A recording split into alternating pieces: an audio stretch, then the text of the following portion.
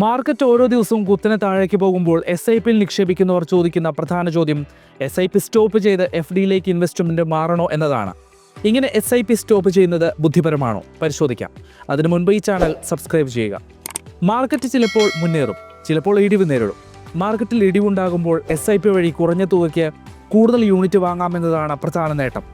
Market തിരിച്ചു കയറുമ്പോഴായിരിക്കും ഈ നേട്ടം മനസ്സിലാക്കാനാവുക.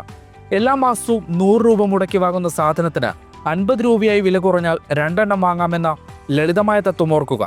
രണ്ടാമത്തെ കാര്യം, SIP എന്നത് കോമ്പൗണ്ടിങ് ബെനിഫിറ്റ് കിട്ടുന്ന നിക്ഷേപമാണ്. അതായത് കൂടുതൽ കാലം നിക്ഷേപിക്കുന്നതിനനുസരിച്ച് ബെനിഫിറ്റും കൂടും. മാർക്കറ്റിൽ ഇടിവുണ്ടാകുന്ന സമയത്ത് നിക്ഷേപിക്കുമ്പോൾ കൂടുതൽ യൂണിറ്റ് ലഭിക്കുകയും ഈ കോമ്പൗണ്ടിങ്ങിൻ്റെ നേട്ടം വർദ്ധിക്കുകയും ചെയ്യും. ഇടയ്ക്ക് വെച്ച് നിർത്തിയാൽ ഈ ബെനിഫിറ്റ് നഷ്ടമാകും. ഓർക്കുക, SIP ഒരു മാരത്തണാണ്, സ്പ്രിൻ്റ് അല്ല. കോമ്പൗണ്ടിങ് ബെനിഫിറ്റ് എങ്ങനെയാണ് ലഭിക്കുന്നതെന്നറിയാൻ കമൻറ്റ് ബോക്സിൽ നൽകിയ വീഡിയോ കാണുക. FD സുരക്ഷിത നിക്ഷേപമാണ്, പക്ഷേ ഫിക്സഡ് റിട്ടേൺ മാത്രമേ ഇതുവഴി ലഭിക്കൂ. SIP നിർത്തി FDയിലേക്ക് മാറുന്നതിന് മുൻപ് നിങ്ങളുടെ ഫിനാൻഷ്യൽ ഗോൾ എന്താണെന്ന് മനസ്സിലാക്കുക.